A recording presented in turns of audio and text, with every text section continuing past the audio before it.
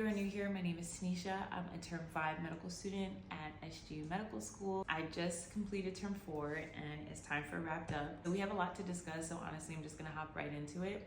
But before I do, I just wanna give a special congratulations to the Term 3s that just finished. Like please, please, please pat yourself on the back. I know that Term 4 is around the corner for you guys. I believe you guys have like a 10-day break.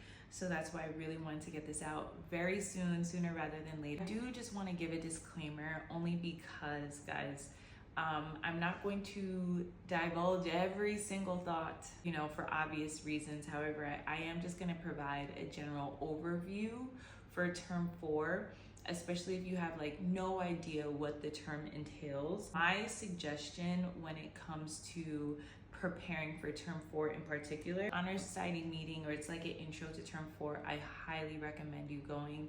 I found it to be really helpful. The students that are gonna run it, I feel like they approach it with such genuine honesty. So definitely sit down, be a spectator, ask questions. And then something that's even more candid is to reach out to a Term 5. You don't even have to be like super close with them. Just say like, hey, do you have 30 minutes just to sit down? I really want to ask you questions about T4. And I would do that with a couple of people. Like if you could do upwards of 2 to 3, I totally would, and then maintain them as mentors as you go throughout the term, because there's going to be multiple moments when you're going to have questions and you're gonna want some insight. Term 4 is that term where you're going to have a lot of questions a lot of the times. So that's my disclaimer overall. Just remember, everything that we discuss here is my opinion and my opinion alone. Understand that there are hundreds of people within the term and everyone has different opinions. So anyways, modules ranked from favorite to least. To start off, just so that we can rank them so you know the layout. You first start off with FTCM, Foundations to Clinical Medicine. So it's really similar to FTM, but we're stepping it up. Then it's NCRS. NCRS stands for Neuropathology, Cardiovascular Pathology, Renal Pathology. Then you have RHPS. NCRS is a 6-week block. RHPS is a 4-week block. RHPS is Respiratory Pathology, Heme Pathology, which is like blood essentially, Pediatric Pathology, and then that's it. And then you're ending it off with DIRS, which is Digestive Pathology, Endocrine Pathology, Reproductive Pathology. So that's the baseline, y'all. So I'm ranking it from favorite to least. So my favorite was DIRS, and that's essentially the final the final module. That one, you have 5 weeks of learning, but it's a 6-week block in general, because your final week is going to be your finals, where you're taking the exam, you're doing OSCE, and you have BSCE. I found DIRS to be the most interesting for me to study for, even though it was like the tail end of the term. We're all so tired. I actually really enjoyed DIRS. I actually really did like RHPS. Now, lung pathology might not be my favorite. It's not my favorite necessarily. However, I actually really, really enjoyed heme. Peds, they recently added peds into this block, and it's really, I think it's only 4 lectures. It's so short. It doesn't even like make it go longer. Like it's still a 4-week block. So it doesn't have that major of an impact.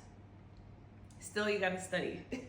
FTCM, FTCM, it's like, how do I say this? It's quite similar to FTM. And if you remember FTM just felt like it was all over the place. Like one lecture you're learning about DNA replication, and then the other one you're learning about goblet cells. Like it was just all over the place. So I find that FTCM is really similar to that also. This is your introduction to Term 4. It's the intro to pharmacology, hit with all these drugs really fast. It's just a lot. It's a lot. NCRS, It's gonna stay at the bottom. I don't know. If a term wanted to deter me away from cardio, becoming a cardiologist, not like I was thinking about it, but this one did its big one and got me out of there. Overall though, I really enjoyed neuropathology. Loved it. I personally didn't like the drugs associated. Lane, I need to put this down so I can explain to you the rundown of term 4.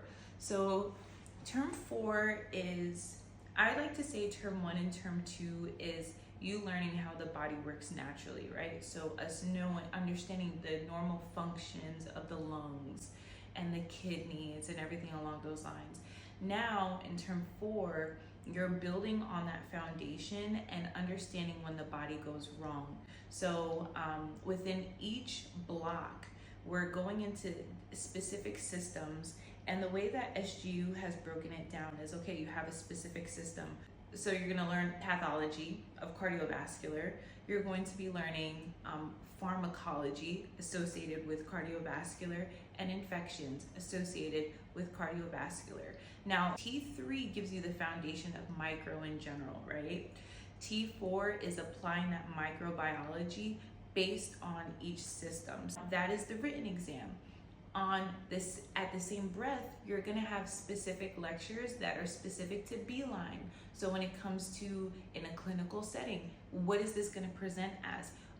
And then learning how to properly do assessments of the cardiovascular system.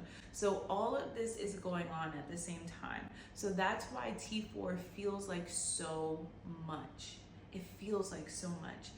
Because I felt like I was being pulled in so many different directions. Yes, it's with all the same picture, right? We're talking about cardiovascular for 2 weeks.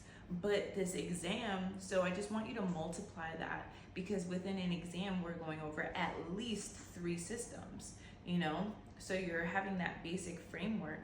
Now, that's the basic framework. Then it's the information within each one. You know, I'm gonna speak for myself. My strategy that worked in T2 did not work for me in T4 at all. And it just took me so long to figure out what was the best route. So off script right now, I need to be holding my laptop. But in T4, just be willing to ask for help, especially if you find that it's not resonating. It's not going the way that it's supposed to go. If you're noticing it quicker, sooner rather than later, ask questions.